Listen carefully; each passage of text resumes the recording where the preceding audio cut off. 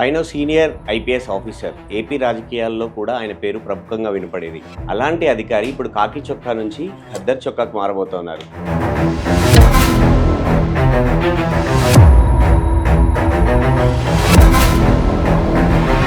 So ఎందుకు మీరు జగన్ హయాంలో టార్గెట్ అయ్యారు అంటే ఏం చెప్తారు? చంద్రబాబు ఆయనకి ఫేవర్గానే ఉన్నారు కానీ లోకేష్తో కొంత గ్యాప్ ఉన్నట్టుంది అనేది బయట నడుస్తుంది. దీనికి మీరేం సార్? నేను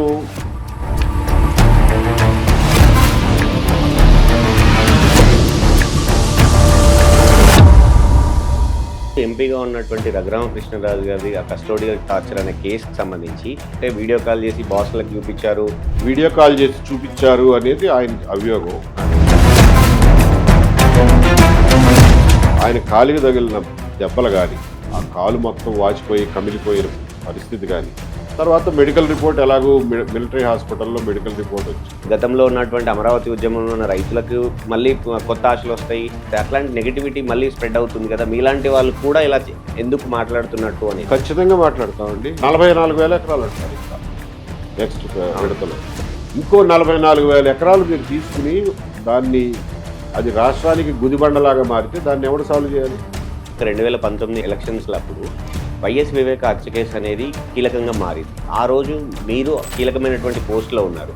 గ్రౌండ్ రియాలిటీ అనేది పూర్తిగా అసెస్ చేయలేదు, గొడ్డలిపోటుకు గుండెపోటుకు తేడా లేదా అనేది ఇట్లాంటి వాటి విమర్శలకు ఏం చెప్తారు సార్? ఈజీని అడుగుతారా మీరు? ఇన్వెస్టిగేషన్ గురించి ఇంటెలిజెన్స్ వాడిని అడుగుతారా? కామన్ సెన్స్ అండి.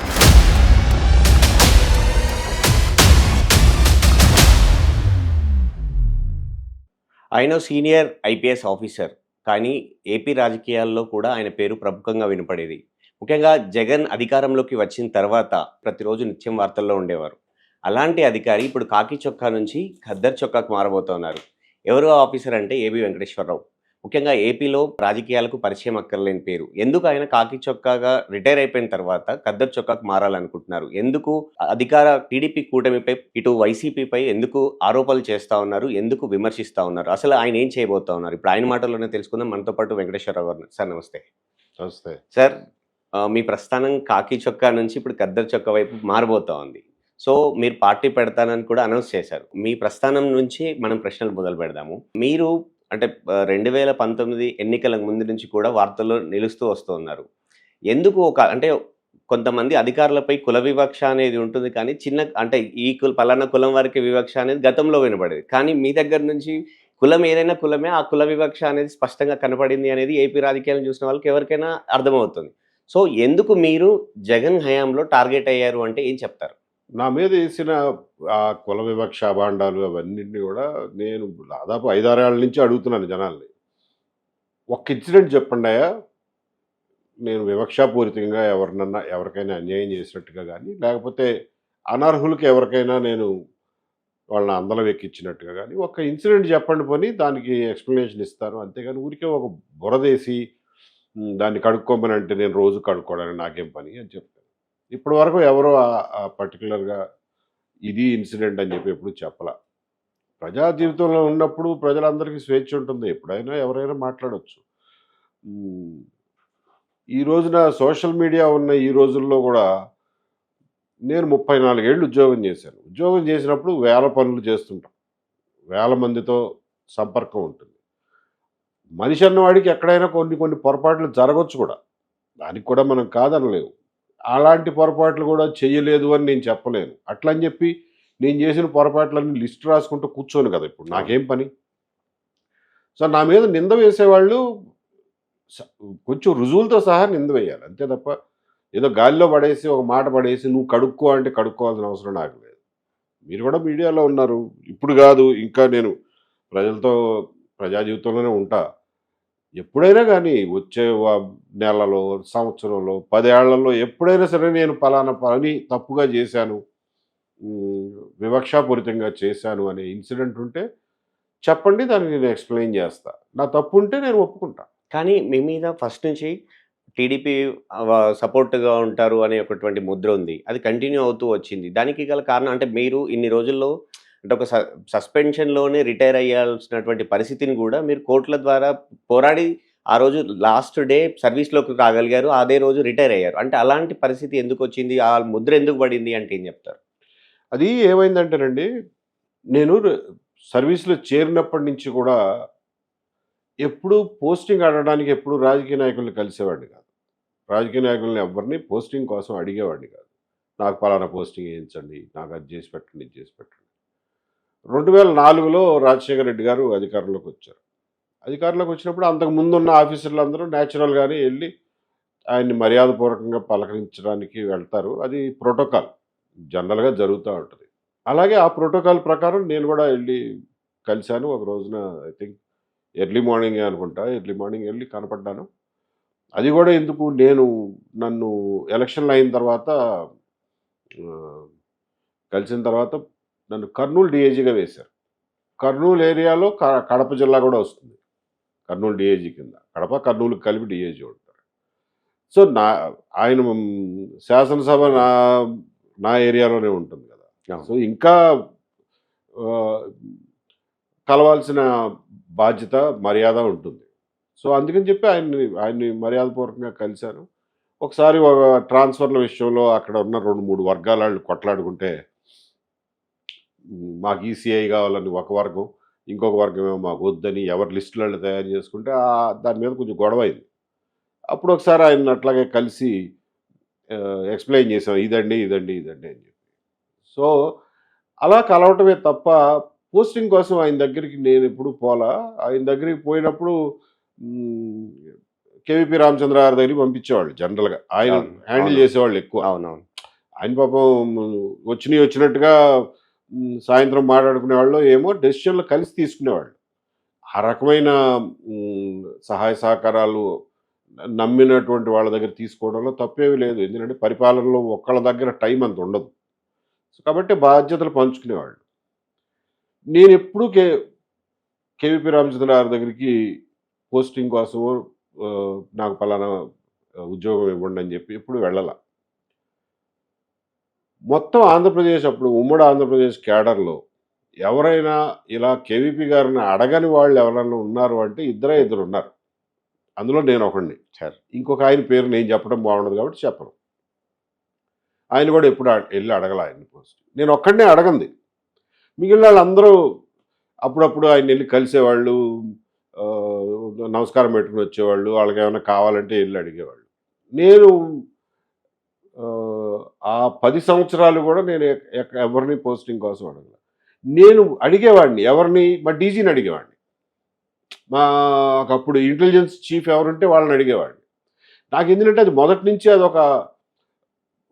ఒక అలవాటనండి, ఒక క్రమశిక్షణ అనండి, లేకపోతే అసలు మా డిపార్ట్మెంట్‌లో అట్లాగే ఉండేది అంతకుముందు. అంతకుముందు ఎవరో ఆఫీసర్‌లు డైరెక్ట్‌గా పోయి పొలిటీషియన్‌లని అడగటం ఉండేది కాదు. వాళ్ళకేదైనా ఉంటే వాళ్ళ డీజీకి చెప్పుకునేవాళ్ళు.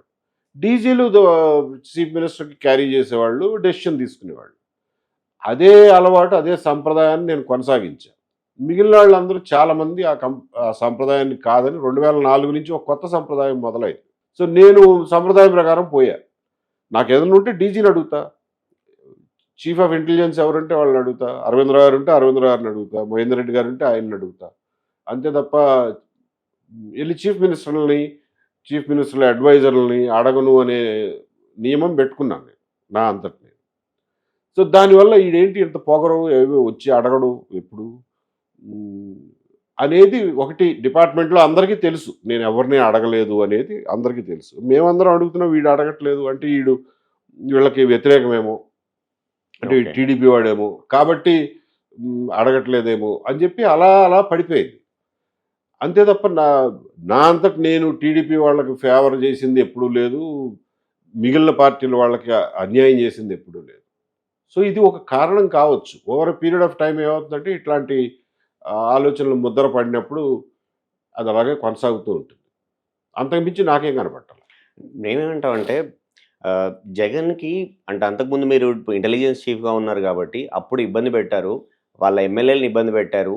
సో, ఈయనే అప్పుడున్నటువంటి ప్రభుత్వానికి చీఫ్ ఆఫ్ ద ఏజెంట్‌గా పనిచేశారు గాబట్టి, ఈయన మనకు వ్యతిరేకం అనే ముద్ర కూడా పడుంటుంటది గదా! ఆయన మనసులో ఎందుకు ముద్ర పడిందనే దానికి నా దగ్గర సమాధానం ఉండదు. ఆయన్నెవరు అడగరు ఎందుకనో నాకు తెలీదు. అందరూ నన్నే అడుగుతారు. ఆయన అడగొచ్చు కదా, ఏమండి ఆడ పలానా వాడంటే మీకు ఎందుకు కోపం, వాడు ఏం చేశాడో చెప్పండి అని చెప్పి ఆయన అడగొచ్చు కదా. వెళ్తుంటారు కదా ప్రెస్ మీట్లకి, అంటే అడగొచ్చుగా. అంటే ఒక సీనియర్ ఆఫీసర్‌గా మీకొక పర్సెప్షన్ ఉంటది. ఎందుకు అయ్యుంటది అనేది ఒకటైతే ఉంటది గదా సార్. నా పర్సెప్షను కొంచెం ఊహాజనితం అని కూడా అనిపించవచ్చు. నేను ఏదైనా మాట్లాడితే ఇప్పుడు ఎదుటి మనిషికి నా మీద కోపం ఎందుకున్నది అన్నది నేను చెప్పడం భావ్యం కాదు. కోపం ఎవరు పెట్టుకున్నారో వాళ్ళు చెప్పాలి. సో నేనేం చెప్పినా గానీ, నీ మొహంలో నువ్వు ఊహించి చెప్తున్నావు, నీకు ఆధారం ఏముంది అంటారు. సార్ కాబట్టి I don't want to go into that speculation. Sir అయితే జగన్ హయాంలో మీరెంత ఇబ్బంది పడ్డారో, టీడీపీ ప్రభుత్వం వచ్చాక, కూటమి ప్రభుత్వం వచ్చాక ఇప్పుడు మీలాగే ఆ స్థాయి డీజీ స్థాయి ఉన్నటువంటి పివి సునీల్ కుమార్ గారు గూడా అంటే దాదాపుగా అట్లాంటి ఇష్యూలే ఇప్పుడు సస్పెన్షన్‌లోనే ఉన్నారు. అట్లాగే రిటైర్ అయ్యే అవకాశం ఉందేమో అన్నటువంటి వార్తలు గూడా నడుస్తా ఉన్నాయి. సో, పర్టిక్యులర్‌గా ఆఫీసర్‌లను ఇప్పుడు ఆ కేసు మీ కేసు చూసినా, ఈ కేసు చూసినా మీకేమనిపిస్తది? ఆ రోజు మీరు ఎట్లాంటి ఈ ఒత్తిడి గావచ్చు, ఒక రకమైనటువంటి ఫీలింగ్‌లో ఉండేవాళ్ళు? చివరి రోజు సస్పెన్షన్‌లోనే రిటైర్మెంట్ అవుతుందేమో అనుకున్నప్పుడు. నా మీద అప్పట్లో హ్మ్, ప్రభుత్వ పరంగా ఒక రకమైనంగా యుద్ధం ప్రకటించిన రోజున నేను మా సర్వీస్‌లో కొలీగ్స్‌తో కొంతమందితో మాట్లాడినప్పుడు చెప్పేవాడిని. ఇప్పుడు నేనేదైనా తప్పు చేస్తే నన్ను అసలు శిక్షించండి. నన్ను నన్ను శిక్షించకుండా నన్ను కాపాడమని నేనెవరిని అడగను. నేను తప్పు చేస్తే శిక్షించండి. తప్పేంటో చెప్పండాయా. ఏం తప్పు చేశానో చెప్పకుండా ఊరికే లేనిపోయిన అభూత కల్పనలు చేసి నా వెంట పడతారెందుకు? మీరు చూపిచ్చిన కేసులో నేనేమీ తప్పు చేయలేదని నాకు తెలుసు. అది మీకు తెలుసు. తెలిసి కూడా మీరు నా వెంట పడుతున్నారు అనవసరంగా. దానివల్ల మీరు సాధించేదేమి ఉండదు. అల్టిమేట్‌గా నేను విన్ అవుతా. ఎలా అయినా నేను విన్ అవుతా. ఎందుకంటే తప్పు చేయలేదని నాకు తెలుసు కాబట్టి. ఏమి తప్పు చేయని నన్నే ఇంత వెంటాడుతున్నారు మీరు. మీరు చేసే తప్పులు రోజు పేపర్‌లో కనపడుతున్నాయి. రేపు పొద్దున ప్రభుత్వాలు మారిన తర్వాత మీ వెంట పడితే మిమ్మల్ని ఎవడు రక్షిస్తాడయ్యా? సార్ కొంచెం అన్న ఆలోచన ఉందా మీకు? దాని గురించి ఎప్పుడన్నా ఆలోచిస్తున్నారా? అనంటే కొంతమంది అన్నారు, అసలు ప్రభుత్వం ఎప్పటికి మారదు అన్నారు. కొంతమందేమో ఏమైతే అప్పుడు చూసుకుంటాంలెండి సార్ అన్నారు. వాళ్ళే ఏమైతే అవుతుంది చూసుకుంటాం అన్న వాళ్ళే అనుభవిస్తున్నారు ఈరోజు. ప్రభుత్వం మారదు అని బలంగా విశ్వసించి ఉండొచ్చు వాళ్ళు. అందుకనే అన్ని అరాచకాలు చేసి ఉండొచ్చు. ఒక రకంగా వాళ్ళు చేసిన వాటికి వాళ్ళు సరైన సమాధానాలు చెప్పుకోవాలిగా. సార్ అంటే ఈ ఇష్యూ వచ్చింది కాబట్టి, అంటే మీరు ఒక సీనియర్ ఆఫీసర్‌గా మీరు దగ్గర నుంచి రాజకీయాలు ఎలా ఉంటాయో చూస్తారు, పోలీస్ వ్యవస్థ ఎలా ఉంటదో కూడా చూసారు కాబట్టి, ముఖ్యంగా ఆ రోజు ఎంపీగా ఉన్నటువంటి రఘురామకృష్ణరాజు గారిది ఆ కస్టోడియల్ టార్చర్ అనే కేస్‌కి సంబంధించి మీ అభిప్రాయం ఏంటి? అట్లాంటి అవకాశాలు ఉంటాయా? ఎందుకంటే వీడియో కాల్ చేసి బాస్‌లకు చూపిచ్చారు. లేదు అంటే ఇలా ఇబ్బంది పెట్టారు. నన్ను పలువురు ఐపీఎస్‌లు ఇబ్బంది పెట్టారు. ఆయనే స్వయంగా మ్యాజిస్ట్రేట్‌కి చెప్పడం కావచ్చు, మీడియా ముఖంగా చెప్పడం కావచ్చు. ఇప్పుడు ఎంక్వైరీ అడిగి మరి ఆయన రిక్వెస్ట్ చేసి మరి చేయిస్తున్నారు కదా! సో, ఒక సీనియర్ ఆఫీసర్‌గా దాని మీ అభిప్రాయం ఏంటి సార్? వీడియో కాల్ చేసి చూపిచ్చారు అనేది ఆయన అభియోగం. అవును సార్. నేనైతే అది ప్రత్యక్షంగా చూడలేదు కాబట్టి నేనేం చెప్పలేను గానీ, సార్. ఆయన కాలికి తగిలిన దెబ్బలు గాని, ఆ కాలు మొత్తం వాచిపోయి కమిలిపోయిన పరిస్థితి గాని, తర్వాత మెడికల్ రిపోర్ట్ ఎలాగో మిలిటరీ హాస్పిటల్‌లో మెడికల్ రిపోర్ట్ వచ్చింది. ఆ ఎముక కూడా విరిగింది. సార్. ఇవన్నీ చూస్తే ఆయన్ని కస్టోడియల్ టార్చర్ పెట్టారన్నది ఇంకా అది ఖచ్చితంగా జరిగింది. ఎవరు చేశారు అన్నది ఇన్వెస్టిగేషన్‌లో తేలాలి. సార్. సో, ఆయన న్యాయం కోసం పోరాటంలో అర్థం ఉంది. ఇవాళే కాదు, ఆ రోజు నుంచి న్యాయం కోసం పోరాడుతున్నాడు. ఆ రోజు నుంచి నాకు ఆ కేసు పూర్వాపరాలు పూర్తి స్థాయిలో తెలుసు. ఇవాళ న్యాయం కోసం పోరాడుతున్న రఘురామకృష్ణరాజు గారికి పోలీస్ డిపార్ట్మెంటు ఇన్వెస్టిగేషన్ ద్వారా న్యాయం చేయాలి.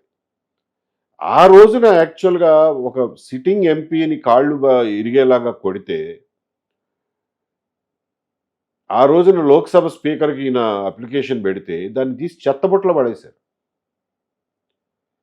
సిట్టింగ్ ఎంపీ ఆహ్, భీమవరంలో ప్రోగ్రామ్ జరుగుతా ఉంటే, అల్లూరి సీతారామరాజు విగ్రహావిష్కరణ జరుగుతాంటే, సిట్టింగ్ ఎంపీని ఆ ప్రోగ్రామ్‌కి రానీయకుండా చేశారు. అవును. రానీయకుండా చేసిన ప్రోగ్రామ్‌కి ప్రైమ్ మినిస్టర్ అటెండ్ అయ్యాడు. అయ్యాడా లేదా? అవును. ఏమయ్యా మీ ఎంపీ ఐడి అని చెప్పి అడగడా? మీ ఎంపీ ఎందుకు రాలేదు అని చెప్పి కనుక్కోరా? అది ఆ రోజునున్న అరాచక పరిస్థితి. ఆ రోజున అన్ని వ్యవస్థలు ఏ రకంగా అరాచకానికి గురైనాయో, దుర్మార్గానికి గురైనాయో రఘురామకృష్ణరాజు గారి ఉదంతం ఇక్కడి నుంచి మొదలెడితే ఢిల్లీ వరకు మనం చెప్పొచ్చు. ఒక సిట్టింగ్ ఎంపీని పట్టుకుని కొడితే అది ప్రివిలేజ్ కింద రాదా? లోక్సభకు సంబంధం లేదా? స్పీకర్కి సంబంధం లేదా? ఏదన్నా ఒక ప్రదేశానికి వస్తున్నప్పుడు లోకల్ ఎంపీ ఉండేది లేనిది చూసుకోవాల్సిన బాధ్యత ప్రైమ్ మినిస్టర్కి ఉండదా? ప్రోటోకాల్లో భాగం కూడా ఆయన ఉంటారు. ఉండాలి కదా. అసలు లోకల్ ఎంపీ లేకపోవటం అనే దాన్ని ఏమీ లేదు, వచ్చారు ఎవరి పని వాళ్ళు చేసుకున్నారు, విగ్రహం ఆవిష్కరించారు, వెళ్ళిపోయారు.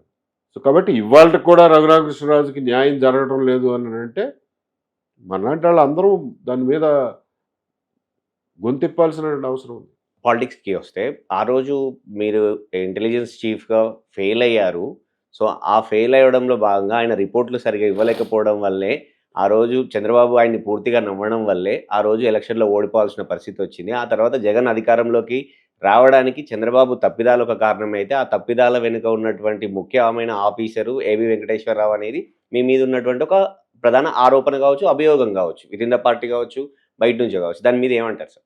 ఎప్పుడైనా చీఫ్ మినిస్టర్ అనేవాళ్ళు, అందులో చంద్రబాబు నాయుడు గారు లాంటి ఎక్స్పీరియన్స్ ఉన్నవాళ్ళు ఒక్కడి మీద ఆధారపడి నిర్ణయాలు తీసుకుంటారండి? అది ఆయన్ని అవమానించడం అవుతుంది. ఎవడో ఇంటెలిజెన్స్ చీఫ్ చెప్పాడు అని చెప్పి రాజకీయ నిర్ణయాలు తీసుకుంటారా? లేకపోతే ఎలక్షన్లో గెలుపోవటముల గురించి, వాళ్ళ గెలిచే పరిస్థితుల గురించి ఒకళ్ళ మీద ఆధారపడతారా? ఎంతమంది ఉంటారు అక్కడ? కనీసం ఒక డజన్ వ్యవస్థలు పనిచేస్తాయి. వాళ్ళు పొలిటికల్గా వాళ్ళకి వచ్చేది ఉంటుంది, వాళ్ళు నియమించుకున్న ఏజెన్సీస్ ఉంటాయి సర్వేలు చేయడానికి వాటికి. అసలు ఆ పని మేము ముఖ్యంగా ఆ పని మేమేమి చెయ్యము. అంటే గ్రౌండ్ రియాలిటీ అనేవాళ్ళు ఇంటెలిజెన్స్ త్రూ సీఎం గారి ఆఫీస్ గ్రౌండ్ రియాలిటీ ఇష్యూస్ వచ్చినప్పుడు గ్రౌండ్ రియాలిటీ చెప్తారు. అది వాళ్ళ ఉద్యోగం మేరకు వాళ్ళు చెప్తారు. అంతేగాని ఎన్నికల్లో గెలుపోవటములు ఎట్లా ఉంటాయో అనేది తయారు చేసుకోవడానికి వేరే వ్యవస్థలు పెట్టుకుంటారు. ఎప్పుడు ఇంటెలిజెన్స్ మీద ఎప్పుడు ఎవరో డిపెండ్ అవ్వరు. ఎవరైనా డిపెండ్ అవుతారని ప్రగల్భాలు పలికితే అది ఇంటెలిజెన్స్ వాళ్ళు ప్రగల్భాలు పలికితే అది ప్రగల్భం మాత్రమే. ఇంటెలిజెన్స్ వాళ్ళు ఇచ్చిన రిపోర్ట్ మీద ఆధారపడి రాజకీయంగా గెలుస్తామో ఓడతామో తెలుసుకుంటామని అనుకుంటే అది రాజకీయ నాయకులను అవమానపరిచినట్లే. ముఖ్యంగా 2019 ఎలక్షన్స్లో అప్పుడు వైఎస్ వివేక హత్య కేసు అనేది కీలకంగా మారింది. ఆ రోజు మీరు అంటే కీలకమైనటువంటి పోస్ట్లో ఉన్నారు. గ్రౌండ్ రియాలిటీ అనేది పూర్తిగా అసెస్ చేయలేదు. ఆయన సీఎం గారు కూడా రాంగ్ డైరెక్షన్లో వెళ్ళారు. గొడ్డలిపోటును గుండెపోటు అనుకున్నారు. ఇట్లాంటి అంటే అక్కడ లోకల్ ఆఫీసర్లు పులివెందుల అనే ప్లేస్లో ఎలక్షన్స్ వచ్చే ముందు ఎవరికి ఆఫీసర్లు ఎలా మారుతారు అనేది అందరికీ తెలుసు. కానీ అలాంటి చోట్ల కూడా వైసీపీ వాళ్ళు చెప్తే వినే అధికారులు, ఆటాడే అధికారులు పెట్టడం తప్పు కదా, రియాలిటీ చెప్పలేకపోయారు, గొడ్డలిపోటుకు గుండెపోటుకు తేడా లేదా అనేది ఇట్లాంటి వాటి విమర్శలకు ఏం చెప్తారు సార్? ఎప్పుడైనా పోలీస్ కేసులు మీరు గమనిస్తే పోలీస్ కేసు ఇన్వెస్టిగేషన్ ఎవరు చేస్తారు చెప్పండి? లోకల్ పోలీస్ చేస్తారు. దాని మీద పర్యవేక్షణ ఎవరు చేస్తారు? పై ఆఫీసర్ చేస్తారు. పై ఆఫీసర్లు అంటే ఎవరు? ఇంటెలిజెన్స్ వాళ్ళు కాదుగా. కాదు. లా అండ్ ఆర్డర్లో ఎస్పీ ఉంటాడు, డిఐజీ, అడిషనల్ డీజీ ఉంటారు. డీజీని అడుగుతారా మీరు ఇన్వెస్టిగేషన్ గురించి? ఇంటెలిజెన్స్ వాడిని అడుగుతారా? కామన్ సెన్స్ అది. ఆ మాత్రం కామన్ సెన్స్ ప్రభుత్వానికి ఉండదా ఏంటి? ఎవరిని అడగాలో వాళ్ళని అడుగుతారు. కానీ రియాలిటీ అనేది ఒకటి మీ వైపు నుంచి ఏదో ఉండుంటది కదా సార్, అంటే ఇలా జరిగింది అనడానికి ప్రైమరీ. ఇలా జరిగింది అని ఆ రోజున తెలిసినంత వరకు చెప్పాం. ఆ తర్వాత నేను నా అంతటి నేను పూనుకుని సిబిఐకి కూడా చెప్పాను ఏం జరిగింది అన్నది మా దగ్గర ఉన్న వివరాలన్నీ కూడా సిబిఐకి కూడా ఇచ్చాం. సో వాటన్నిటినీ తీసుకుని ఇన్వెస్టిగేట్ చేయాల్సిన బాధ్యత లా అండ్ ఆర్డర్ పోలీస్ ఉందండి. ఇంటెలిజెన్స్ వాళ్ళు ఎప్పుడు ఇన్వెస్టిగేట్ చేయరు. ఎవరైనా అట్లా అనుకుంటే అది వాళ్ళ పొరపాటు. అంటే మీ ఎక్స్పీరియన్స్ నుంచి సిబిఐ కేసు ఫైల్ చేసింది, ఎంక్వైరీ చేసింది, సిబిఐ ఆఫీసర్ల మీద ఉల్టా గవర్నమెంట్ కేసులు పెట్టింది, సుప్రీంకోర్టు పర్యవేక్షణ అసలు ఎప్పుడు చేస్తారో అని సుప్రీంకోర్టు అడుగుతూ ఉంది. సో వాళ్ళ కూతురు సునీత న్యాయం కోసం ఇంకా పోరాడుతూనే ఉంది. అదేమైనా లాజికల్ కన్క్లూజన్కి వచ్చే అవకాశం ఉందా అంటారా? సిబిఐ పనిచేస్తున్న తీరు చూస్తుంటే మాత్రం ఆ నమ్మకం సన్నగిల్లిపోతుంది. సిబిఐ ఇవాళకి జగన్మోహన్ రెడ్డి గారి గుప్పిట్లోనే ఉంది. అందులో నుంచి బయటకు రాలేదు ఇంకా. అండ్ ఈ కేసు విషయంలో సిబిఐ కానివ్వండి, సెంట్రల్ గవర్నమెంట్ కానివ్వండి, జగన్మోహన్ రెడ్డి గారికి ఫేవరబుల్గానే ఉంది. ఆయన్ని రక్షించడానికి శాయశక్తిలో వాళ్ళ ప్రయత్నం వాళ్ళు చేస్తారు. కానీ టీడీపీ కూటమి అధికారంలో ఉంది, పొత్తులో ఉన్నారు, రాష్ట్రంలో కేంద్రంలో పొత్తులో ఉన్నారు. టీడీపీ మీద ఆధారపడి సెంట్రల్‌లో గవర్నమెంట్ నడుస్తూ ఉన్న పరిస్థితుల్లో అపోజిషన్‌లో ఉన్నటువంటి పార్టీ సీబీఐ కంట్రోల్‌లో ఉంది అని అది ఎట్లా అదైతే? మీరు అడగండి ప్రభుత్వాన్ని. మీరెందుకు మీరెందుకు సీబీఐ తోటి కరెక్ట్‌గా ఇన్వెస్టిగేట్ చేయించలేకపోతున్నారని ఆళ్ళనే అడగండి. నన్నడిగితే నేనేం చెప్పను. నాకనిపించేది నేను చెప్తున్నా. నా పర్సెప్షన్ నేను చెప్తున్నా. సో, మీరు రీసెంట్‌గా కూటమి మీద కూడా ఆరోపణలు చేశారు. ఈ 2 దాదాపు 2 సంవత్సరాల్లో ఈ కూటమికి సంబంధించినటువంటి పరిపాలనకు సంబంధించి పెద్దగా అప్పటి వరకు లేదు. సడెన్‌గా ఎందుకు ఏవి వెంకటేశ్వరరావు గారు విమర్శలు చేస్తా ఉన్నారు. టీడీపీ వాదిగా ముద్రపడ్డారు. చంద్రబాబుకు అనుకూలంగా ముద్రపడ్డ ఆయన ఎందుకు విమర్శలు చేయాల్సి వస్తుంది అంటే 2 కారణాలు బయట వినిపిస్తా ఉన్నాయి. ఒకటి, పెద్ద పదవి కోరుకున్నారు. ఆ విషయంలో ఆయనకు అసంతృప్తి ఉంది. అది రాలేదు అనేది ఒకటి అయితే, 2, చంద్రబాబు ఆయనకి ఫేవర్‌గానే ఉన్నారు గానీ, లోకేష్‌తో కొంత గ్యాప్ ఉన్నట్టుంది అనేది బయట నడుస్తుంది. దీనికి మీరేం సమాధానం చెప్తారు? రెండో దానికి ముందు చెప్తాను. అలాంటిదేమీ లేదు. లోకేష్ గారితో నాకు గ్యాప్ అని, చంద్రబాబు నాయుడు గారితో నాకు బానే ఉంది. లోకేష్ గారితో గ్యాప్ అనేది అది శుద్ధాబద్ధం. దాన్ని పక్కన పెట్టేయండి. దాని ఓకే. గురించి మర్చిపోండి. రెండోది నాకేదో పదవి కావాలని, దాన్ని కోరుకున్నానని, అది రాలేదని చెప్పి చేస్తున్నాను అనేది అది కూడా అవాస్తవం. ఎందుకంటే నేనే పదవి పర్టికులర్‌గా పదవి కోరుకోలా. నేను కోరుకున్నదల్లా పని కోరుకున్నా. ఏం పని అది అంటే జగన్మోహన్ రెడ్డి గారు అనే హ్మ్, విష సర్పపు పడగ ఈ రాష్ట్రం మీద తిరిగి పడకూడదు. రాష్ట్రం ఆ బాధలు మళ్ళీ అనుభవించకూడదు. ఆ అరాచకం మళ్ళా మనకు ఎదురవ్వకూడదు అన్న కోణంలో ఆయన హయాంలో జరిగిన దుర్మార్గాలన్నింటినీ బయటికి తీసి చట్టం ముందు నిలబెట్టే పని అప్పజెప్పండి అని చెప్పి అడిగారు. ఆ పని ఇవ్వలా. సో, అందుకే నేను బయటకొచ్చి అదే పని బయట నుంచి చేసుకుంటున్నా. ఆ పని అంటే దానికి అంటే ఈ పోస్టు ఇది అనేది. దానికి ఏ పోస్ట్ చపరాసి కేర్ ఆఫ్ జగన్మోహన్ రెడ్డి అరాచకాలు అని ఇచ్చినా గానీ నేను చేయడానికి రెడీయే. హ్మ్. పని ముఖ్యం నాకు. పోస్టు దానికి దాని పేరు లేకపోతే అధికార దర్పాలు నేను చూడని అధికార దర్పాలు వీళ్ళు నాకు ఇవాళేం కొత్తగా ఇవ్వలేరు. ఐపీఎస్ ఆఫీసర్‌గా 30 ఏళ్ళు పనిచేసిన వాడు అనుభవించిన అధికారాన్ని మీరు ఆహ్, రాజకీయ పరంగా ఏ రకంగా ఇవ్వగలుగుతారండి ఎవరైనా చెప్పండి? ఆ! దాని ఈక్వివలెంట్ ఏమన్నా ఇవ్వగలుగుతారా? You will never get it outside, outside the service. కాబట్టి పదవి, అధికారం ఇవన్నీ పిచ్చి మాటలు. కానీ మీరేమో జగన్‌ని టార్గెట్‌గా పనిచేయాల్సిన నేను చేస్తాననుకున్నాను. అది అక్కడి నుంచి లేదు కాబట్టి పార్టీ పెట్టబోతున్నాను, ప్రశ్నించబోతున్నానని మీరంటున్నారు. కానీ అంటే నేను అడిగే ప్రశ్న ఏంటి అంటే, మీరు అమరావతిలో రెండో దశ భూసేకరణ అవసరమా? లేదు అంటే బనకచెర్ల ఎందుకు కడుతున్నారు? అది ఆ ప్రాజెక్ట్ వల్ల ఉపయోగం లేదు అని ఇట్లాంటివి అడుగుతున్నప్పుడు, అది ఆబ్వియస్‌గా కూటమి ప్రభుత్వాన్ని ప్రశ్నిస్తే ఆ క్రెడిట్ వైసీపీకి ప్లస్ అయ్యే అవకాశం లేదా? ఎందుకంటే గతంలో కూడా వైసీపీ అరాచకాల మీద ప్రశ్నించిన వాళ్ళటువంటి తాలూకా ఏదైతే నెగటివిటీ వచ్చిందో అది టీడీపీ కూటమి అప్పుడున్నటువంటి ఎలక్షన్‌లో ప్లస్ అయింది. ఇప్పుడు కూడా మీ పోరాటం మరోసారి వైసీపీకి ప్లస్ కాదు అని ఎందుకు అనుకుంటున్నారు? వ్యవస్థలో ఇమిడి పనిచేయాలి అననంటే కేవలం జగన్మోహన్ రెడ్డి గారి మీద ఆ అరాచకం మీద ఆయన మళ్ళా అరాచకం తేనీయకుండా చూసే దాని మీద మాత్రమే నేను పరిమితం అయ్యి ఉండేవాడిని. నేను వ్యవస్థలో లేను కదా! నేను బయటున్నా నేను. అవును. నేను ఇండిపెండెంట్‌గా ఉన్నా. ఇండిపెండెంట్‌గా ఉన్నప్పుడు నేను అన్నిటిని ప్రశ్నించాలిగా. ఓన్లీ జగన్మోహన్ రెడ్డి గారినే ప్రశ్నిస్తూ కూర్చుంటే అది వీళ్ళకి ప్లస్ అవ్వదా? నేనేమి నేనేమి వాళ్ళ కింద ఉద్యోగం చేయట్లేదు కదా! సో, వాళ్ళకి ప్లస్ అయ్యే పనులే నేను చేయాలని మీరెట్లా నన్ను నియంత్రిస్తారు? కాబట్టి నేను ప్రజలకు ప్లస్ అయ్యే పనులు చేస్తా. అది జగన్మోహన్ రెడ్డిని గారిని విమర్శించడం కావచ్చు, ఆయన పరిపాలన విమర్శించడం కావచ్చు, లేకపోతే ఇప్పుడున్న పరిపాలనలో జరుగుతున్న తప్పొప్పులను విమర్శించడం కావచ్చు. సో, నేను ఆ రకంగా ఇంపార్షియల్‌గా ఉండాలి కదా! లేకపోతే ప్రజలు నా మాట ఎందుకు నా మాట అసలు ఎందుకు లెక్క పెడతారు? ఆ! వీడు పలానా వాళ్ళ మనిషిరా, వాళ్ళ బినామీ లేకపోతే వాళ్ళ ఫ్రంటు, వాళ్ళు వదిలిన బాణం అంటారు. నాకెందుకు ఆ చెడ్డ పేరు?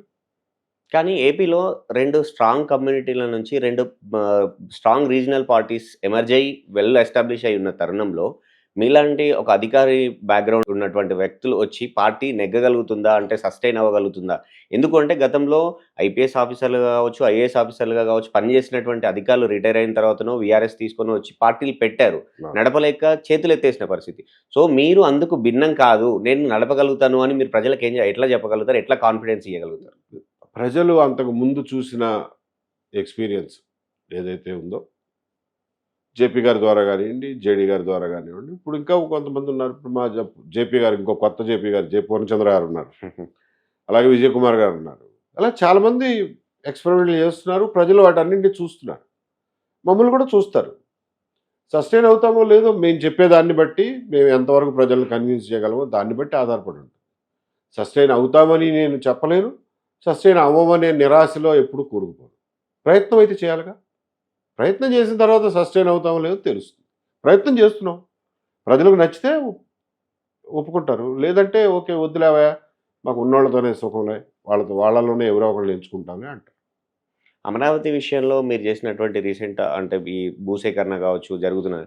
అంటే ఇంతకుముందు వైసీపీ అమరావతిని పక్కన పెట్టింది అనే దాంట్లో బాగా నెగటివిటీ అయింది. అది ఎలక్షన్‌లో రాజధాని లేదు అనే అంశం ఉమ్. చాలా స్పష్టంగా కనపడింది. కానీ ఇప్పుడు రాజధాని పనులు స్పీడప్ అవుతా ఉన్నాయి. ఇంకా భూసేకరణ చేస్తా ఉన్నారు అనంటే ఎందుకు మీలాంటి వాళ్ళు కూడా అడ్డుకుంటున్నారు? లేదంటే ఎందుకు దాని మీద విమర్శలు చేస్తా ఉన్నారు అంటే ఏం సమాధానం చెప్తారు? రాజధాని ఎక్కడో చోట కట్టాలి కదా. కట్టాలి. సో అప్పట్లో 2014లో ప్రభుత్వం ఒక నిర్ణయం తీసుకుంది. ఓకే ఇక్కడ కడదాం, విజయవాడ గుంటూరు మధ్యలో, ఇది నదొడ్డున ఉంటుంది, అన్ని పంట పొలాలే, పెద్దగా బిల్డింగ్లు జనావాసాలు ఎక్కువ లేవు, అంటే హైలీ డెవలప్డ్ ఏరియా ఏం కాదు, ఇంకా వ్యవసాయ భూములుగానే ఉన్నాయి కాబట్టి దాన్ని డెవలప్ చేసుకుందాం అంటున్నారు. ఆ రోజున అందరితోనూ చర్చించారు, దాదాపు ఒక 6 నెలల పాటు చర్చలు జరిగినాయి. జరిగినాడు అసెంబ్లీలో చర్చించారు. జగన్మోహన్ రెడ్డి గారు కూడా ఇష్టం ఉన్నా లేకపోయినా మేము దీన్ని సమర్థిస్తున్నాం అని అన్నాడు. ఇంతేకాదు ఈ 30,000 ఎకరాలు చాలు, ఇంకెక్కువ కావాలని ఏదో అన్నారు. అవును. అపోజిషన్ లీడర్ అన్నాక ఏదో ఒక సవరణ పెడతారు కదా. అంతకుమించి బ్రాడ్గా ఆయన ఏం వ్యతిరేకించరా, అవును. సర్లే కానివ్వండి అన్నాడు. ఆ రకంగా బ్రాడ్గా అందరినీ ఒప్పించి ఆ రోజున ఆ స్థలాన్ని నిర్ణయించాం. దాన్ని డెవలప్ చేయడానికి ఒక ప్లానింగ్, సింగపూర్ వాళ్ళకు ఒక మాస్టర్ ప్లాన్ ఇచ్చారు. ఆ మాస్టర్ ప్లాన్ ప్రకారం కడదామని అందరికి బాగానే ఉందిలే అన్నారు. తర్వాత పర్టికులర్ బిల్డింగ్ డిజైన్స్ ముందు వేరే వాళ్ళకి ఇచ్చారు, తర్వాత ఫాస్టర్ జాన్ ఫాస్టర్ ఎవరో వాళ్ళకి ఇచ్చారు. వాళ్ళు బాగానే చేశారు డిజైనింగ్, అది పనులు మొదలైనవి జరిగినాయి. జగన్మోహన్ రెడ్డి గారు వచ్చారు, మొత్తానికి మూలపడేశారు, అది అయిపోయింది. వీళ్ళు వచ్చిన తర్వాత అదే మాస్టర్ ప్లాన్ని ముందుకు తీసుకెళ్తామని అంటున్నారు. తీసుకెళ్ళాలి. రెండో విడత భూసేకరణ అనే విషయం అసలు ఎందుకు వచ్చింది మీ మైండ్లోకి చెప్పండి, ముందది అంటున్నాం. ఎందుకు వచ్చింది ఇది? ఫస్ట్ ఫేజ్ చేయడమే అంత ఈజీ కాదు. మీరు వచ్చింది 2024 జూన్లో. జూన్ నుంచి మీకు నవంబర్ వరకు వర్షాలు పడతాయి.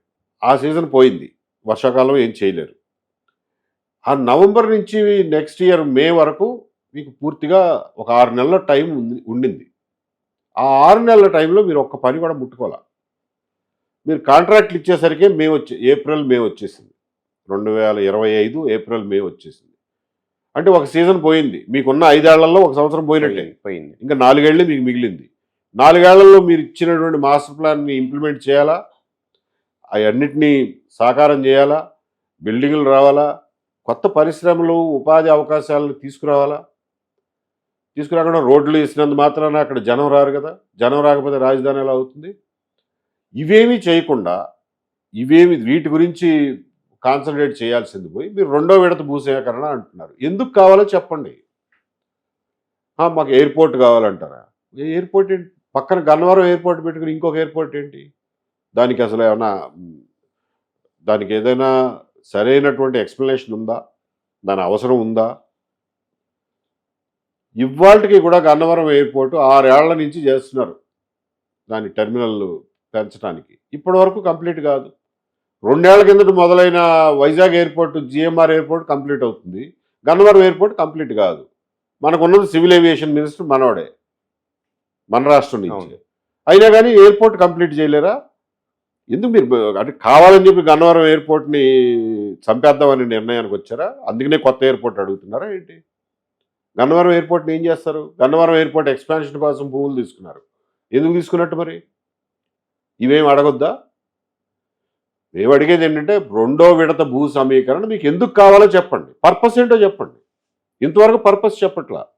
1000 ఎకరాల రైల్వే స్టేషను, లేదా 1500 ఎకరాల రైల్వే స్టేషను, 2500 ఎకరాలు స్పోర్ట్స్ సిటీ అని కాకి లెక్కలు చెప్తున్నారు, 5000 ఎకరాలు ఎయిర్పోర్టు అని కాకి లెక్కలు చెప్తున్నారు. ఇందులో దేనికి ఒక సరైనటువంటి ఎక్స్ప్లెనేషన్ లేదు. అందుకనే దాన్ని ప్రశ్నిస్తున్నాం. కానీ దానివల్ల లేని అంటే అది డిపిఆర్ వస్తది. దాన్ని ప్రజల ముందు పెట్టాల్సింది అవన్నీ చేస్తారు, చర్చిస్తారు. కానీ ఇప్పటి నుంచే అంటే అవసరం ఉంది అని ప్రభుత్వం భావిస్తున్న తరుణంలోనే మొదట్లోనే అడ్డుపుల్లలు వేయడం వల్ల ఆల్రెడీ ఇప్పటికి ఇంత గతంలో ఉన్నటువంటి అమరావతి ఉద్యమంలో ఉన్న రైతులకు మళ్ళీ కొత్త ఆశలొస్తాయి. అవును ఎందుకు అనే ఆలోచనలొస్తాయి. అట్లాంటి నెగటివిటీ మళ్ళీ స్ప్రెడ్ అవుతుంది కదా! మీలాంటి వాళ్ళు కూడా ఇలా ఎందుకు మాట్లాడుతున్నట్టు అని. ఖచ్చితంగా మాట్లాడతామండి. ఎందుకనంటే అది అది రేపొద్దున మళ్ళా ప్రజలు ఇది కేవలం ఈ ప్రభుత్వంలో ఉన్న మనుషులకు సంబంధించింది కాదు. ప్రభుత్వానికి అంటే ఆంధ్రప్రదేశ్ రాష్ట్ర ప్రజల మొత్తానికి సంబంధించింది. మీరు ఇంకొక 20,000 ఎకరాలు 44,000 ఎకరాలు అంటున్నారు ఇంకా నెక్స్ట్ అవును. విడతలో. ఇంకో 44,000 ఎకరాలు మీరు తీసుకుని దాన్ని అది రాష్ట్రానికి గుదిబండలాగా మారితే దాన్ని ఎవడు సాల్వ్ చేయాలి? రేపొద్దున ఎవరు కట్టాలి ఆ డబ్బులు? మేమే 20 ఏళ్ళు అధికారంలో ఉంటాం. రెవెన్యూ జనరేట్ చేస్తాము అనేది వాళ్ళంటారు. ఎట్లా చెప్తారండి? జగన్మోహన్ రెడ్డి గారు కూడా చెప్పేవాడు 30 ఏళ్ళు నేనే అధికారంలో ఉంటానండి. మీకు ఇచ్చింది అధికారం 5 ఏళ్ళు. 5 ఏళ్లలో ఏం చేయగలరో చెప్పండి ముందు. 5 ఏళ్లలో చేయాల్సింది చేసి చూపించండి. 5 ఏళ్ళు దాటి ముందుకు వెళ్ళే పనులు ఎప్పుడూ కూడా ప్రభుత్వాలు వాటంతట అవి నిర్ణయం తీసుకోవడానికి వాటికి హక్కు లేదు. అది ప్రజల ముందు పెట్టాలి. సార్వజనీయంగా కాన్సెన్సస్ తీసుకురావాలి. అందరితోనూ ఒక ఏకాభిప్రాయం తీసుకురావాలి. అన్ని ప్రతిపక్ష పార్టీలని, అన్ని పౌర సంఘాలని, ప్రజా సంఘాలని అందరినీ ఇన్వాల్వ్ చేయాలి. ఇన్వాల్వ్ చేసి అందరికీ ఒక ఏకాభిప్రాయం వచ్చినప్పుడు మాత్రమే మీరు 30 ఏళ్ళు 20 ఏళ్ళు పట్టే ప్రాజెక్టులు మీరు రూపొందించగలరు. కానీ అది సాధ్యమైతదంటారా? అందరి ఏకాభిప్రాయం. అదొక్కటే అదొక్కటే మార్గం ప్రజాస్వామ్యంలో. లేకపోతే మీరు ఇవాళ ఒక ప్రాజెక్ట్ అనుకున్నారు, 5 ఏళ్ల తర్వాత గవర్నమెంట్ మారింది, ఆ గవర్నమెంట్ తీసి పక్కన పడేస్తుంది. వాళ్ళకేం సంబంధం? వాళ్ళకేం బాధ్యత ఉంది మీ ప్రాజెక్ట్ మీద? అమరావతి ఫస్ట్ ఫేజ్ మీద జగన్మోహన్ రెడ్డి గారికి బాధ్యత ఉంది. ఎందుకంటే ఆయన అసెంబ్లీలో ఒప్పుకున్నాడు. ఎన్నికల ప్రచారంలో కూడా నేను అమరావతి కోసం కట్టుబడి ఉన్నాను, నేను ఇల్లు కూడా కట్టుకున్నానని చెప్పి ఆయన చెప్పాడు. వాళ్ళ చెల్లితో చెప్పించాడు, వాళ్ళ అమ్మతో చెప్పించాడు. కాబట్టి ఆయన కట్టుబడి ఉండాల్సిందే. ఇవాళ మీరు ఎవరితోనూ మాట్లాడకుండా మీ టెన్యూర్, మీ మ్యాండేట్, మీ 5 ఇయర్స్ దాటి నిర్ణయాలు తీసుకుంటే వచ్చే ప్రభుత్వం ఆ నిర్ణయాలు కట్టుబడి ఉండాల్సినటువంటి బాధ్యత, నైతిక బాధ్యత వాళ్ళకి ఏముంది చెప్పండి. మీరన్నది కూడా పాయింటే. కానీ నైతిక బాధ్యతలు అని కాదు. నేను ముందు చూపుతో ఆలోచిస్తాను. గతంలో నేను సైబరాబాద్ విషయంలో నేను మీ ముందు చూపుతో నేను ఏకీభవించాల్సిన అవసరం నాకేంటి? నా చూపు నాకుంటది. నీ ముందు చూపుతో నేను ఏకీభవించక్కర్లేదు కదా. నువ్వు ముందు కూర్చోబెట్టి మాట్లాడావా? గవర్నమెంట్ అన్నాక ఒకళ్ళే ఉంటారు. ఆ రోజున అపోజిషన్లో ఎవరో ఒకళ్ళు ఉంటారు. ప్రజా సంఘాలు ఉంటాయి, రకరకాల పొలిటికల్ పార్టీలు. మనం అవసరమైన నాడు రౌండ్ టేబుల్ కాన్ఫరెన్స్లు పెట్టాం కదా. అమరావతి వాళ్ళు పెట్టాం. అమరావతి విషయంలో కాదండి, మన ప్రత్యేక హోదా విషయంలో రౌండ్ టేబుల్ కాన్ఫరెన్స్లు పెట్టామా? పెట్టి ఒక ఏకాభిప్రాయం సాధించడానికి ట్రై చేసామా? కేంద్ర ప్రభుత్వం మీద గొడవ చేయడానికి అందరినీ కలుపుకుని ముందుకెళ్ళామా? దీనికి మరి ఎందుకు పెట్టట్లా రౌండ్ టేబుల్ కాన్ఫరెన్స్ కానీ, అందరితో అఖిలపక్ష సమావేశం కానీ? ఓపెన్గా చర్చించాలి కదా. అంటే దాని వెనుక ఏదైనా కుట్ర ఉందని మీరు కుట్రని అంటలేదు. అది బాధ్యత, అది ఒక ప్రజాస్వామిక బాధ్యత ప్రభుత్వాలకి. అది ఆ బాధ్యత తీసుకొని నాడు నేనేమి ఆ ప్రాజెక్ట్ని అడ్డుకునే శక్తి నాకెక్కడ ఉంది? సెకండ్ ఫేజ్ని అడ్డుకునే శక్తి నాకు లేదు. నేను ప్రభుత్వాన్ని ఈ ప్రశ్నలు అడుగుతున్నా. ఇవ్వబోయే రైతులకు కూడా ఆలోచించుకోండి అని చెప్తున్నా. మీ పొలాలు మీ ఇష్టం. మీరు ప్రభుత్వానికి సమీకరణ కింద ఇస్తారో లేకపోతే ధర్మసత్రంకి రాసుకుంటారో మీ ఇష్టం, అది మీ ఆస్తి. బట్ ఇచ్చే ముందు ఒకసారి ఆలోచించుకోండి. మీరు కూడా ప్రభుత్వాన్ని అడగండి, ఎందుకు తీసుకుంటున్నారా మా పొలాలు, ఎందుకు మీకు అవసరం అని చెప్పి అడగండి. అందులో మీకు సహేతుకత కనిపిస్తే ఇచ్చుకోండి, నాకేం బాధ లేదు. కానీ రేపు పొద్దున వచ్చే గవర్నమెంట్ దాన్ని రెప్యూడియేట్ చేస్తే ప్రజలుగా మేమెవరం బాధ్యత పడం. ఎందుకంటే ఎంచుకున్న మార్గం కరెక్ట్ కాదు. ఇటు బనకచెర్ల విషయానికి వస్తే 2 రాష్ట్రాల మధ్య ఒక సెంటిమెంట్ లాగా మొదలైంది. ఇప్పుడు ఇటు తెలంగాణ వాళ్ళు మేము అడ్డుకుంటామని లేఖలు రాయడం, ఏపీ వాళ్ళు మాకు నష్టం కలిగించొద్దు, మా రైతులకు లాభం జరుగుతుంది అనేది ఏపీ ప్రభుత్వం చెప్తా ఉంది. ఇటు అసెంబ్లీలో చెప్తా ఉన్నారు, బయట చెప్తా ఉన్నారు, సెంట్రల్ గవర్నమెంట్కి లెటర్లు రాస్తా ఉన్నారు. పంచాయతీలు ఫిర్యాదులు నడుస్తున్న తరుణంలో ఏపీ నుంచి ఉన్నటువంటి మీరు బనకచెర్ల విషయంలో చేసినటువంటి కామెంట్స్ అంటే దాన్ని ఎట్లా చూస్తారు? ఎందుకు చేయాల్సి వచ్చింది? దాని వెనక ఏముందని అంటున్నారు. మీకేమనిపించింది? అసలు నేనేం కామెంట్లు చేశాను అనుకున్నారు మీరు? అంటే బనకచెర్ల కాంట్రాక్ట్ సంస్థల కోసం కడుతున్నది, దానివల్ల ఏముంది, పోలవరం నిర్మించాల్సిన అవసరం ఉంది అని మీరు చెప్తూనే బనకచెర్ల ఎందుకు అది కాంట్రాక్ట్ సంస్థల కోసం అనేది నేను విన్నాను. 2 విషయాలు చెప్తాను వినండి. బనకచెర్ల విషయంలో హైదరాబాద్లో కూర్చుని మాట్లాడుతున్నాను కాబట్టి ముందు తెలంగాణ విషయాలు. తెలంగాణ వాళ్ళు బనకచర్ల గురించి మాట్లాడాల్సిన అవసరం లేదు అసలు. ఇక్కడ ఏమీ వేరే రాజకీయంగా ఏమి కొట్లాడడానికి ఏమీ లేక దాన్ని ఒక ఫాల్స్ స్టోరీ అది. తెలంగాణ రాజకీయ పార్టీలు బనకచర్ల గురించి మాట్లాడాల్సిన బాధ్యత కానీ, హక్కు కానీ, అవసరం కానీ వాళ్ళకి లేదు. ఎందుకంటే బనకచర్ల వల్ల వాళ్ళకు అంగుళం మాత్రం కూడా నష్టం జరగదు. ఓకే. ఓకే. అది గోదావరి నుంచి సముద్రంలో పోయే నీళ్ళని ఆంధ్రప్రదేశ్ లాస్ట్ స్టేట్ అయిన ఆంధ్రప్రదేశ్ ఎట్లా వాడుకుంటుంది అనేది ఆంధ్రప్రదేశ్ ఇష్టం. బచావత్ ట్రిబ్యునల్ ఇచ్చిన తీర్పు, దాని రేషనల్ కానివ్వండి, ఆ తీర్పులో ఉన్నటువంటి ముఖ్యమైన అంశం దీనికి కూడా వర్తిస్తుంది. ఎందుకంటే మిగులు జలాలు లాస్ట్ టెయిల్ ఎండ్ స్టేట్కి వెళ్తాయి అనేది ఒక సూత్రప్రాయంగా బచావత్ ట్రిబ్యునల్ అంగీకరించింది. అదే విషయం, అదే సూత్రం అక్కడ కూడా వర్తిస్తుంది.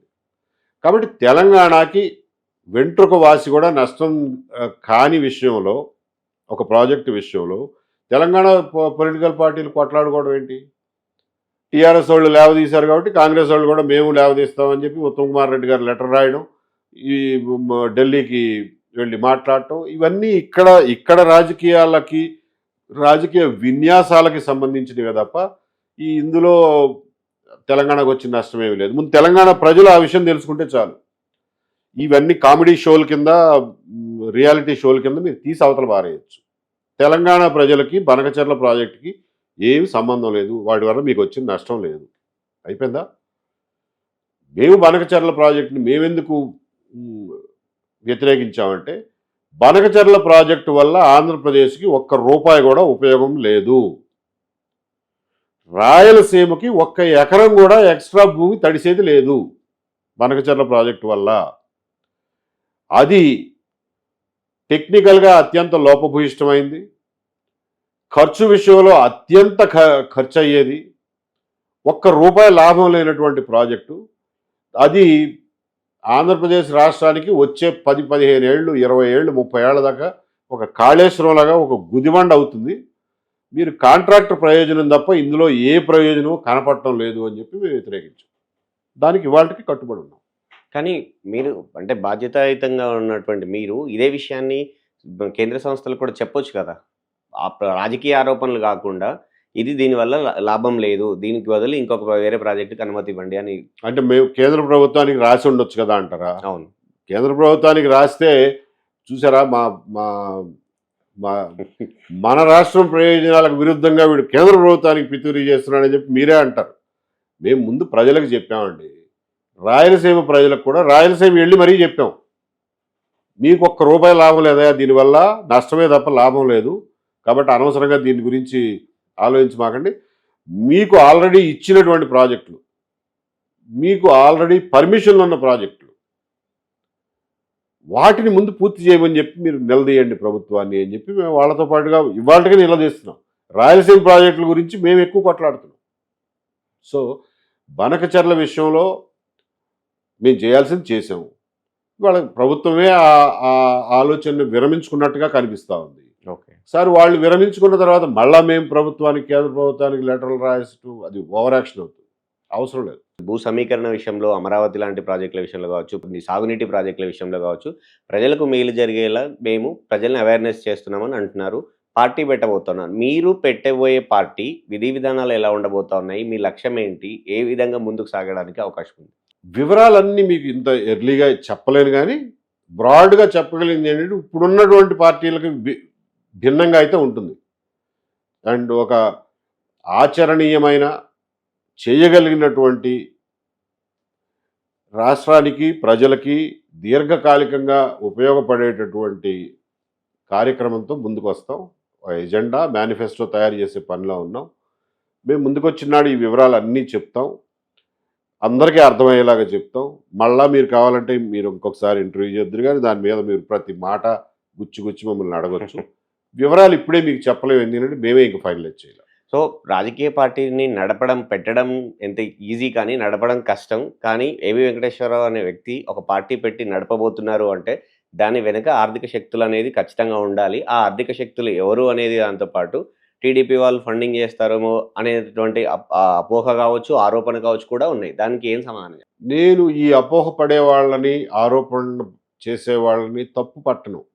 ఎందుకంటే ఇవాళ రాజకీయాలు ఎంత కలుషితం అయిపోయినాయో, ఎంత డబ్బు ఆధారితంగా ఉన్నాయో అనేది ప్రజలందరూ చూస్తున్నారు కాబట్టి వాళ్ళకి ఈ ఈ సందేహాలు రావడాన్ని నేను తప్పు పట్టను. సందేహాలు వాస్తవమే. కానీ నేను నిజాయితీగా ఒక సమాధానం చెప్తాను. నమ్మితే నమ్మండి, లేకపోతే లేదు. నమ్మమని నేనేం బలవంతం చేయను. ఎందుకంటే మీరు చాలామంది వెధవలను చూశారు. మీరు నన్ను నమ్మమని అడిగే నైతిక హక్కు రాజకీయాలు కోల్పోయింది ఈ రోజున. ఎప్పుడో కోల్పోయింది. నా నిజాయితీ అయిన సమాధానం ఏంటంటే రాజకీయ పార్టీని నడపడానికి కావాల్సింది డబ్బు కాదు. సరైనటువంటి ఆలోచనలు వాటిని ప్రజల్లోకి తీసుకెళ్ళగలిగిన కెపాసిటీ. సరైనటువంటి ఆలోచనలకు డబ్బు ఖర్చు కాదు. బుర్ర కావాలి, బుర్ర ఉండాలి, ఏకీభవించే మనుషులు ఉండాలి. మేము మా ఆలోచనలతో మీ ముందుకు వస్తాం. దానికి ఏం డబ్బు ఖర్చు కాదు. మీకు ఇష్టమైతే నమ్మండి, ఇష్టమైతే మమ్మల్ని ప్రోత్సహించండి. దానికి మీకేం డబ్బు ఖర్చు కాదు. డబ్బు ఖర్చు అయ్యే రాజకీయాలు మేము చేయబోవడం లేదు. అట్లా అని చెప్పి కాఫీ టిఫిన్లకి వచ్చిన వాళ్ళకి మంచినీళ్ళు ఇవ్వడానికి, లేకపోతే పార్టీ ఆఫీస్ రెంటు, కరెంటు బిల్లులకి కనీసం అయితే ఖర్చు అవుతుంది కదా, ఆ ఖర్చుల వరకు మేము ప్రజల నుంచి, దాతల నుంచి సేకరించగలం. అంటే ఏమీ ఆశించకుండా ఇచ్చే దాతల నుంచి సేకరించగలమనే నమ్మకంతో ముందుకు పోతున్నాం. అంతే తప్ప మేము ఒక 10 కోట్లో 20 కోట్లో ఫండ్ పెట్టుకుని బయలుదేరట్లా. జీరో నుంచి బయలుదేరాం. నమ్మితే నమ్మండి, లేకపోతే లేదు. నాకేమి నమ్మమని కూడా నేను చెప్పట్లా. బట్ నిజాయితీగా నా సమాధానం అయితే ఇది. రెండవది, మా వెనకాల ఎవరో ఉన్నారు, ఎవరో ఆర్థిక సాయం చేస్తున్నారు అన్న పుకార్లని మీరు నమ్మక్కర్లేదు. ఆ పుకారు మీ మైండ్లో కూడా ఉంచుకోక్కర్లేదు. ఎందుకంటే అది వాస్తవం కాదు. అది వాస్తవం కాదు. అంత డబ్బు అసలు అవసరం లేదు రాజకీయాలు ఆడడానికి. అంటే కానీ ఈ క్లీన్ పాలిటిక్స్ అనేటివి సాధ్యమైతే అంటారు ఇప్పుడున్న పరిస్థితుల్లో? మీరు యంగ్స్టర్ అండి, మీరు 30sలో ఉన్నారు. సాధ్యపడతాయనే ఆశ లేకపోతే అసలు ఎట్లా బతుకుతాం ఈ చూస్తున్నాం కదా సార్, కింద రియాలిటీ చూస్తున్నారు. అందుకనే be prepare to see a surprise. మీరే సర్ప్రైజ్ అవుతారు. ఇది కూడా పాసిబుల్ అని. అవుతుంది, ఖచ్చితంగా పాసిబుల్ అవుతుంది. ఈ మీ మీద ఇంతకుముందు ఉన్నటువంటి ఆరోపణలో పెగాసస్ అది మాల్వేర్ కొన్నారు అనేది అక్కడ ఏపీ నుంచి ఉన్నది. అట్ ద సేమ్ టైం అదే టైంలో ఇక్కడ తెలంగాణలో కేసీఆర్ రూలింగ్లో ఉన్నప్పుడు ఇక్కడ కూడా ఇంటెలిజెన్స్ వాళ్ళతో ఒకటి ఇట్లాంటి నిఘా పెట్టారు, ఇక్కడ కూడా కొన్నారు అనే కేసు కూడా నడుస్తూ ఉంది ఇక్కడ. సో ఈ కేసుని చూసినా కూడా మీరు అట్లాంటి ఆరోపణలతో మీ మీద ఆరోపణలు వచ్చినప్పుడు కూడా ఈ 2 రాష్ట్రాలకు సంబంధించినటువంటి ఈ నిఘాకు సంబంధించినటువంటి దాని మీద మీ ఒక అభిప్రాయం ఉండి ఉంటుంది కదా సార్, ఏమనుకుంటారు? నేను ఇంటెలిజెన్స్ డిపార్ట్మెంట్లో పనితీరు గురించి వివరాలు బయటకు చెప్పడం వృత్తిపరంగా నాకు ధర్మం కాదు కాబట్టి చెప్పను. కానీ నా మీద రాలేదు ఆ రోజున అభియోగాలు. ఆ రోజున వచ్చింది చంద్రబాబు నాయుడు గారి గవర్నమెంట్ మీద వచ్చినాయి. అవును, వచ్చిన క్రమంలో నా పేరు కూడా తీశారు. అందుకని చెప్పి నేను మీడియా సమావేశం పెట్టి మరీ ప్రజలందరికీ వివరించాను. మీడియా సమావేశం పెట్టి నువ్వెవడో ఎక్స్ప్లెయిన్ చేయడానికి అని చెప్పి నాకు ఛార్జ్ మెమో కూడా ఇచ్చారు. నీకు తెలుసో లేదు? అవునవును సార్. నువ్వెవడవి ప్రజలకు ఎక్స్ప్లెయిన్ చేయడానికి అంటాడు. అరే నువ్వు ప్రజల్లో భయాందోళనలు కలిగించే రకంగా మేమేదో పెగాసస్ సాఫ్ట్వేర్ కొన్నామని, అది ప్రజల మీద ఉపయోగించామని నువ్వు ఒక పక్కన ప్రచారం చేస్తూ, అది నిజం కాదయా, దాని గురించి అది నమ్మబాకండి, ఈ ప్రచారం నిజం కాదు, అలాంటిది ఏమీ జరగలేదు అని చెప్పి ప్రజలకి ప్రశాంతత చేకూర్చడానికి నేను చేసిన ప్రయత్నాన్ని కూడా తప్పుపడుతూ నా మీద ఛార్జ్ మెమో ఇచ్చారు. దానికి నేను సమాధానం ఇచ్చుకున్నాను, అది వేరే విషయం. సమాధానం ఇచ్చిన తర్వాత రూల్ ప్రకారం సంవత్సరం లోపల ముగించాలి. అది వాళ్ళకి ఆ సోయి కూడా లేదు. ఛార్జ్ మెమో ఇచ్చినాడికి సంవత్సరం దాటిపోయింది, 2 ఏళ్ళు అయిపోయింది. దాని గురించి అతీగతి లేదు. సో అది ఆల్రెడీ లీగల్గా చచ్చిపోయింది అది ఆ కేసు. సార్, సో అది పక్కన పెడితే నేను ఆ రోజునే స్వచ్ఛందంగా మీడియా ముందుకు వచ్చి విజయవాడలో చెప్పా, ఆంధ్రప్రదేశ్ ప్రభుత్వం పెగాసస్ అనే సాఫ్ట్వేర్ని కొనలేదు. కొనే అవకాశం ఉండింది కానీ కొనలేదు, ఎప్పుడూ వాడలేదు. మేము చట్టాన్ని అతిక్రమించి ఏ రకమైనటువంటి ట్యాపింగ్కి పాల్పడలేదు. మేము చేసినటువంటి పనులన్నిటికీ చట్టబద్ధత ఉంది. దానికి రూల్స్ ప్రకారం ఎవరైతే దాన్ని పైవాళ్ళు దాన్ని పరిశీలించి సంతకాలు పెట్టాలో అన్ని సంతకాలు పెట్టారు, అన్ని పరిశీలనలు అయినాయి, సంతకాల కాగితాలు కూడా మా దగ్గర ఉన్నాయి. కాబట్టి మీరెవ్వరూ దీని గురించి భయపడొద్దు అని చెప్పాం. తెలంగాణలో జరిగిన దానికి ఆంధ్రాకి సంబంధం లేదు. సంబంధం లేదు. సో తెలంగాణలో ఏం జరిగింది అన్నది అది అండర్ ఇన్వెస్టిగేషన్ ఉంది, ఓ పక్కన ఎస్ఐటి నడుస్తుంది. కాబట్టి నేను అసలు దాన్ని బాగా లోతులోకి కూడా వెళ్ళలేదు. నేను ఏదో అప్పుడప్పుడు పేపర్లో చదవడం తప్ప అంత లోతుల్లోకి కూడా వెళ్ళలేదు. కాబట్టి దాని గురించి నేను కామెంట్ చేయను. కానీ అవి అంటే చట్టపరంగా కోర్టుల్లో నిలిచేయడానికి అవకాశం ఉంటుందా సార్ అట్లాంటివి? అదే చెప్పేది. నేను అనవసరంగా జరిగే ఇన్వెస్టిగేషన్ మీద నేను కామెంట్ చేయడం బాగా కరెక్ట్ కాదు. అది వాళ్ళ తిప్పలాళ్ళు పడుతున్నారు. కానీ చివరిగా ఏబి వెంకటేశ్వరరావు గారు ఏపీ ప్రజలకు ఏం చెప్పాలనుకుంటున్నారు అనేది చివరిగా ఎందుకండి, ఇది మొదటగా చెప్తున్నాం ఏ ఇంటర్వ్యూలో ఈ ఇంటర్వ్యూలో చివరిగా. ఓకే, చెప్పాల్సింది చాలా ఉంది, ఎన్నోసార్లు చెప్తాం ప్రజలకి. ప్రజలకి నిత్యం ప్రజలతో కమ్యూనికేట్ చేస్తూనే ఉంటాం. మాకు లక్కీగా సోషల్ మీడియా ఉంది, ఈ రోజున మీలాంటి ఛానల్స్ ఉన్నాయి. దాని ద్వారా ప్రజలను రీచ్ అవ్వడం సాధ్యం కాబట్టే ఈ సాహసానికి పూనుకున్నాం. సో నేను ఆంధ్రప్రదేశ్ ప్రజలకు చెప్పాల్సింది ఏంటంటే, రాజకీయాలను బాగు చేసుకోవడం అనేది మన అందరి పని. రాజకీయాలను బాగు చేసుకోవడం ఇవాళ కొత్తగా వచ్చింది. నేనేదో ఇవాళ వచ్చాను కాబట్టి ఇవాళ అవసరం పడిందని నేను చెప్పట్లా. రాజకీయాలను నిరంతరం ఇంకా మెరుగుపరుచుకునే బాధ్యత మన అందరిది. ఈ మెరుగుపరుచుకునే పనిలో నా శాయశక్తిలో పనిచేయడానికి నేను ముందుకు వచ్చాను. నేను చెప్పింది మీకు నచ్చితే, నేను చేసేది మీకు నచ్చితే నాతో పాటు ఉండండి, నన్ను ప్రోత్సహించండి. మన అందరం కలిసి మన రాజకీయాలను మార్చుకుందాం. మార్చాల్సిన అవసరం మాత్రం చాలా ఉంది. మనం ఇప్పుడు ఉన్నటువంటి పరిస్థితి బాగాలేదు, రాష్ట్రం పరిస్థితి అయితే బాగలేదు. దీన్ని మెరుగుపరచుకోవాలి. మనం దిగినటువంటి ఊబిలోంచి మనం బయటకు రావాలి అని అంటే చాలా ఖచ్చితమైన సాహసోపేతమైన నిర్ణయాలు ఒక సమాజంగా మనం తీసుకోవాలి. దానికి ఒక కార్యక్రమంతో, ఆచరణీయమైన కార్యక్రమంతో మీ ముందుకు వస్తాం. మీకు నచ్చిన వాళ్ళు మాతో పాటు రండి అని చెప్పి నేను ఆంధ్రప్రదేశ్ ప్రజలకు నా వంతుగా విజ్ఞప్తి చేస్తాను. రైట్. ఇది ఏబి వెంకటేశ్వర గారు చెప్పేది. క్లీన్ పాలిటిక్స్ కోసం ప్రజల ముందుకు రాబోతా ఉన్నాము. గతంలో అధికారిగా ఎన్ని ఇబ్బందులున్నా చట్టపరంగానే పనిచేశాను. ఆరోపణలు అనేటివి వచ్చాయి, పోయాయి, గతంలో పోయినాయి, చాలా సందర్భాలు ఉన్నాయి. సో ఇప్పుడు మాత్రం రాజకీయాలని మార్చేందుకు మంచి ఉద్దేశంతో వస్తున్నాను, ఆదరించండి అని చెప్పి కోరుతా ఉన్నారు. మరో ఇంటర్వ్యూలో మళ్ళీ కలుద్దాం. Keep watching Telugu 360.